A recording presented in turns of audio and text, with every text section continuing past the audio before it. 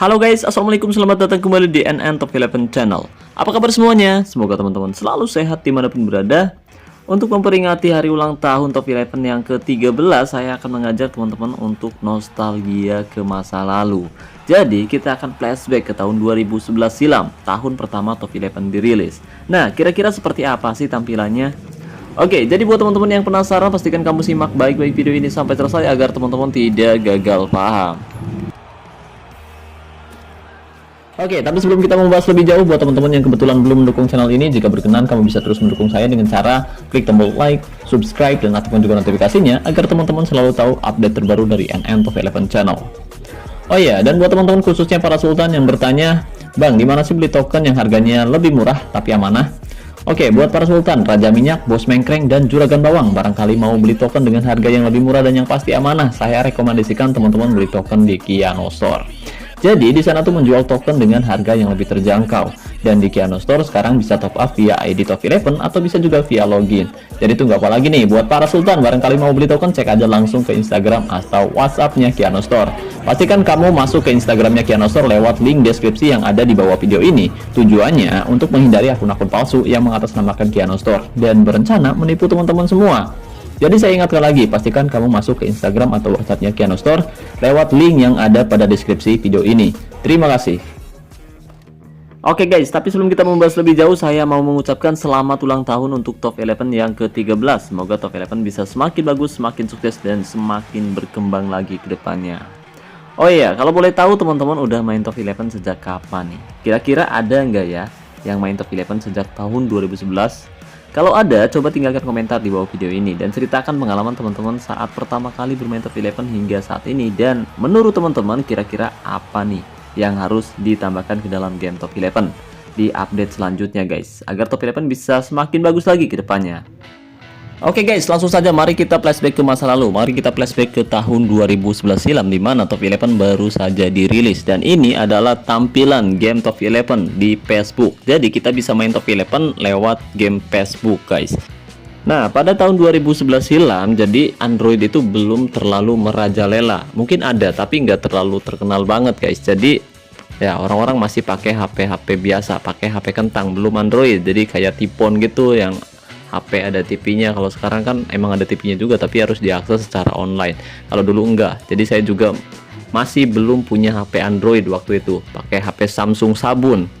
Namanya Samsung apa itu namanya? Ya pokoknya yang kecil banget lah. Jadi saya main Top 11, kebetulan saya kerja di salah satu pusat perbelanjaan ya, di PTC Pulau Gadung Trade Center.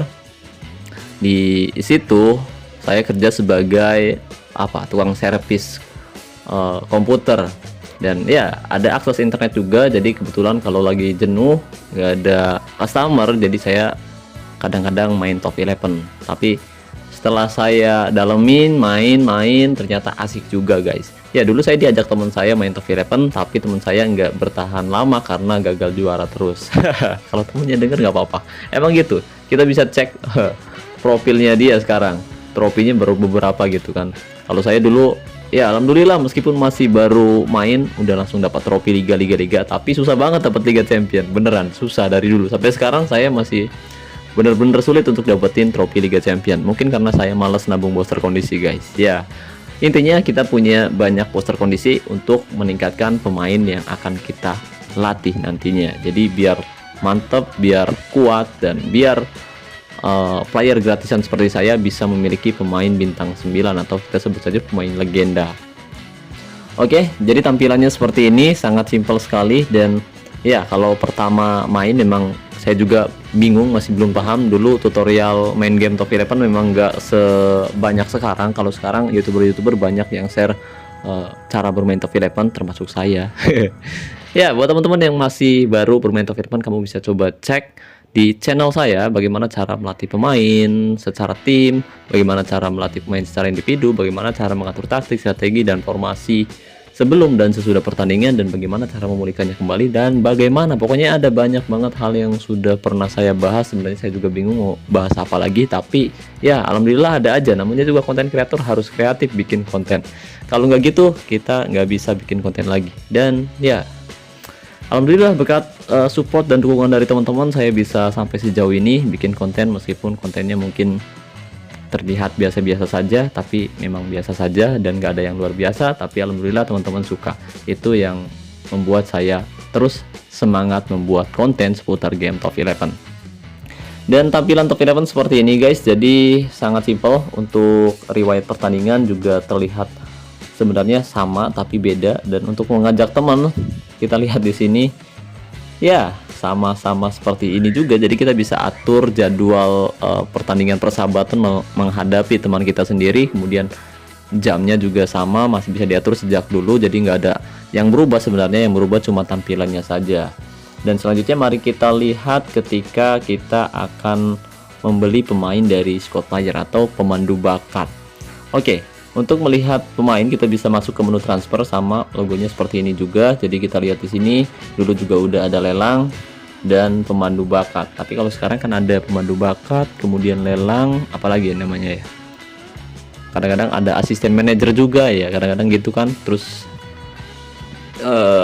ya pokoknya kalau sekarang lebih enak sebenarnya. Kalau dulu kan pas kita beli pemain, kita beli pemain itu misalkan kita masuk ke lelang, nah kita ikut lelang, kita udah punya, misalkan kita udah punya 10 token, nah kita ikut lelang, kita keluarin tokennya tuh, kita tak keluar token, nah tokennya itu nggak balik lagi guys, jadi langsung hilang gitu aja. Jadi misalkan teman-teman punya 100 token pun pemain nggak dapet, token hilang, jadi sia-sia banget, rugi banget pokoknya. Kalau dulu emang sulit banget, kalau dulu sulit banget. Jadi untuk mengatasi hal tersebut, saya biasanya akan membeli pemain yang tua bangka, pemain yang udah gimana ya, dulu ada pemain yang bisa kita dapatkan secara gratis di lelang guys, tapi usianya tua, bintangnya 3 biasanya gitu. Nanti kita bisa dapetin si pemain dengan harga yang lebih murah atau gratis kalau nggak salah ya, pokoknya seperti itulah.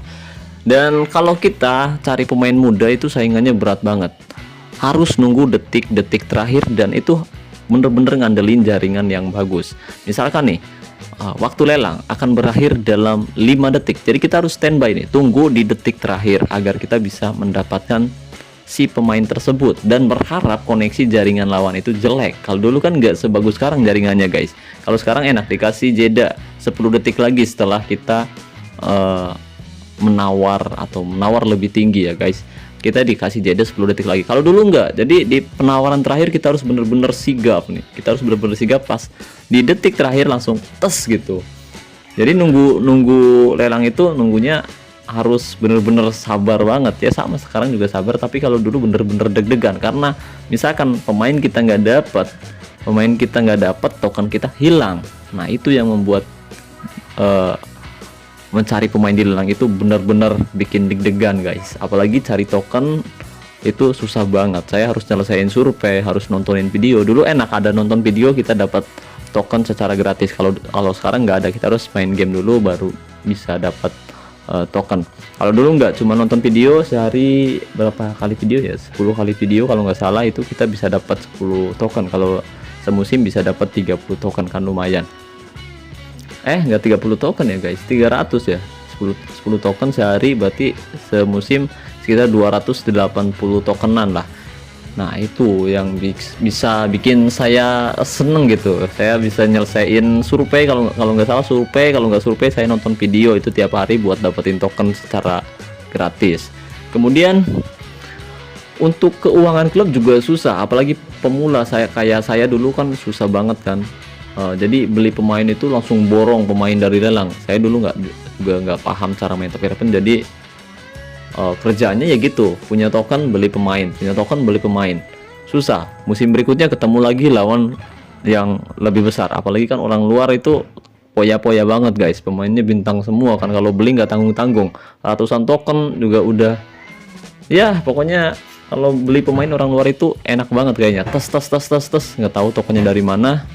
Tapi yang pasti memang perjuangan buat dapetin pemain muda berbakat dari lelang itu susah banget dari dulu sampai sekarang. Kalau sekarang enaknya token yang udah kita keluarkan bisa balik lagi ke kita, bisa balik lagi. Kalau dulu enggak, misalkan kita udah kehilangan 100 token ya udah lenyap di lelang gitu. Oke, jadi nostalgia banget. Gimana nih menurut teman-teman? Buat player yang sudah main sejak lama pasti masih inget bener kan, masih inget betul gitu pengalaman main Top 11 di tahun-tahun tersebut guys.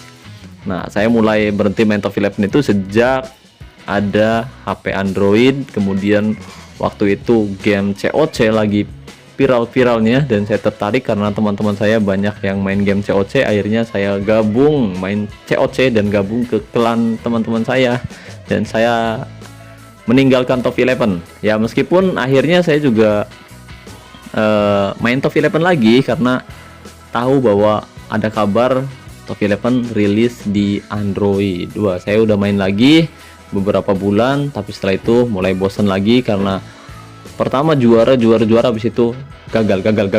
Wah, kebanyakan gagalnya, akhirnya bosen.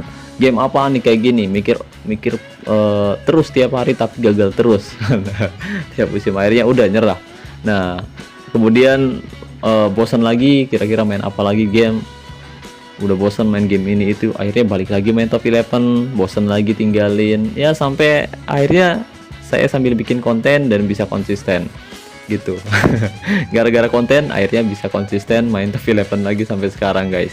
Ya, meskipun saya sampai sekarang masih gimana ya, masih males kayak dulu juga sih, terutama ngumpulin poster, nonton iklan itu udah males banget. Yang penting saya udah sehari udah nonton iklan 10 aja udah seneng. Jadi 10 kali semusim itu nyampe 280 booster, atau ya maksimal dapat 300 lah. Jarang saya bisa ngumpulin booster kondisi sampai ribuan, jarang. Jadi saya ngandelin pemain yang ya udah gitu, yang biasa-biasa aja. Kalau syukur-syukur bisa ngumpulin lebih banyak booster kondisi, tapi kadang-kadang saya tangannya suka gatal, punya dikit booster kondisi udah buat apa main ya, gitu-gitu aja. Makanya nggak pernah bisa punya squad yang bagus banget, nggak pernah. Jadi ya squadnya biasa-biasa aja. Teman-teman tentu tahu ya, squad yang saya miliki paling cuma punya beberapa pemain bintang saja. Jadi ya seperti itulah menariknya game Top 11. Kalau kita bikin pusing ya pusing, kalau kita bikin happy ya happy. Kalau kita mikirnya Top 11 itu pay to win ya pay to win. Semakin besar tim kamu, semakin sulit lawan kamu. Itu yang ada di game Top 11. Misalkan kamu top up, di musim selanjutnya kamu akan dipertemukan dengan tim yang top up juga. Misalkan tim kamu kecil, musim selanjutnya kamu akan dipertemukan dengan tim kecil. Misalkan musim ini tim kamu besar, di akhir musim, di musim selanjutnya kamu akan dipertemukan dengan tim-tim yang besar juga guys. Jadi ya enaknya sederhana aja gitu, sederhana. Jangan terlalu besar, jangan terlalu kecil. Kalau terlalu kecil nanti diketemukan dengan lawan yang besar. Seperti itu. Jadi pembahasannya juga udah pernah saya share juga di channel YouTube saya. Oke, untuk tampilannya seperti ini, teman-teman bisa lihat sendiri guys. Jadi ya saya ngebacotnya agak lama, namanya juga nostalgia ya guys. Namanya juga nostalgia, pasti banyak hal yang pengen diceritain juga. Oke, untuk sesi latihannya juga seperti ini. Jadi nggak seperti sekarang. Kalau sekarang kita bisa pilih drill seenak kita guys. Nah, sekarang ya pokoknya kalau dari sesi latihan mungkin ada perubahan sesi latihan. Kemudian dari apa tuh tadi yang kita bisa milih pemain yang maksudnya pemain cadangan yang nantinya akan bermain, namanya apa itu, kita bisa milih 2 pemain di posisi ini. Nah, kalau sekarang kan otomatis enak ya. Kalau di bangku cadangan nanti dia nggak bisa main, nanti yang di cadangan biasa nanti dia bakal main gitu, dan yang pasti kita harus nempatin misalkan nih minimal 1 back, 1 penjaga gawang, 1 gelandang, 1 gelandang serang, 1 striker. Jadi agar nanti pas giliran ada pemain cedera bisa otomatis masuk si striker. Misalkan striker kita cedera, masuk striker. Misalkan gelandang cedera, masuk gelandang. Jadi jangan sampai isinya striker semua, kiper semua, nanti yang masuk malah si kiper tersebut guys gitu. Ya sangat seru sih dulu, seru banget. Meskipun pertandingannya belum ada tampilan 2D atau 2D, belum ada. Dulu cuma tulisan-tulisan doang, nanti kita baca sendiri. Misalkan nih Eden Hazard menendang langsung, wah gitu. Terus kayak ya teks gitu kan, kayak grafik kanan kiri gitu pas giliran nyerang gitu. Kalau tim yang punya banyak penguasaan nanti dia lebih unggul ya, sama seperti sekarang. Bedanya kalau sekarang kan ada 2D ada 3D nya juga, lebih enak dipandang, lebih mantep lah gitu daripada yang dulu. Kalau dulu nggak terlalu ini banget, jadi cuma bener-bener kita ngatur mulai dari atribut si pemain, kemudian naikin bintang. Untuk segi gameplaynya biasa banget gitu, kita bisa lihat hasilnya aja. Kalau saya biasanya gitu, kadang-kadang nggak sempat hadir di sisi lapangan kayak sekarang, nanti lihat riwayat pertandingannya aja. Itu udah seneng banget pas ngeliat tim kita menang sekian kosong gitu. Kalau kalah nggak seneng sih. Ya pokoknya gitulah, saya kebanyakan lihat historinya daripada hadir di sisi lapangannya guys, karena ya namanya juga orang lagi kerja kan, kalau kerja kan sibuk gitu. Oke, nggak terasa udah 15 menit saya ngebacot. Dan untuk sesi latihannya seperti ini guys, jadi ada banyak hal yang mungkin berbeda dan ada juga yang masih sama sebenarnya, tapi kelihatannya beda karena mungkin dari segi tampilannya saja guys. Oke, dan dulu juga kita bisa melihat performa pemain dari 5 pertandingan terakhir guys, sama seperti sekarang. Jadi ini menentukan bagaimana si pemain itu main bagus atau enggak nih, kita bisa menentukannya. Ini sejak dulu sudah ada ya guys, ini sejak dulu sudah ada, kita bisa melihatnya di statistik. Nah, kita lihat di sini untuk performanya dari 5 pertandingan terakhir nilainya 76, 7, 6, 7, dimana pemain ini bermain tidak cukup bagus. Oke, jadi seperti itu guys. Nah, yang sekarang tidak ada di top 11 itu kayak pemain pinjaman yang bisa kita pinjam dari teman kita guys. Dulu ada tuh, saya inget banget dulu kita bisa minjem pemain ke teman kita. Iya, tahun 2014 bisa kayaknya itu, kita pinjam ke teman kita pemain yang nggak dimainkan. Nah, karena teman saya main duluan, otomatis levelnya kan jauh lebih tinggi, jadi saya bisa minjem pemain bintang 5 dari teman saya.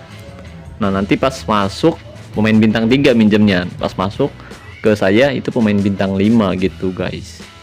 Kan bedanya 20% ya, satu level bedanya 20%, jadi selisihnya 2 level kalau nggak salah sama teman saya dulu guys. Oke, dan selanjutnya mari kita lihat gameplay pertandingan top 11 pada tahun 2011 silam. 2011, 2012, 2013, 2014. Jadi tampilannya seperti ini guys. Tampilannya seperti ini. Jadi di atas ini kelihatan ya guys. Kita lihat warna birunya itu lebih dominan ke kanan. Jadi geser terus, itu tandanya si tim ini punya penguasaan bola yang lebih banyak. Dan kita lihat di sini penguasanya 58 berbanding 42%. Ini statistiknya juga seperti ini, sama seperti sekarang. Ada free kick juga, ada corner, kemudian penyelamatan, dan kita bisa melihat pertandingannya seperti ini guys. Dan tim lawan juga formasinya kelihatan di sini, mereka menerapkan formasi 3-4-3, kemudian ya ini tim Nordeus menggunakan formasi 4-1-2-3, bedanya menempatkan 3 striker. Oke, dan ya sangat menarik sekali pokoknya game top 11 dulu juga, meskipun belum 2D ataupun belum 3D, tapi udah bikin penggemarnya ini benar-benar senang sekali. Waduh, senang sekali. Dan kita bisa melihat di sini bahwa untuk segi taktiknya juga sebenarnya sama seperti sekarang guys. Jadi masih belum ada perubahan sama sekali mengenai taktik, strategi, dan formasi. Kalau formasi dulu kan bisa kita atur sesuai formasi yang ada di game, tapi sekarang kita bisa atur sesuai keinginan kita, tinggal digeser ke sini, digeser ke sana.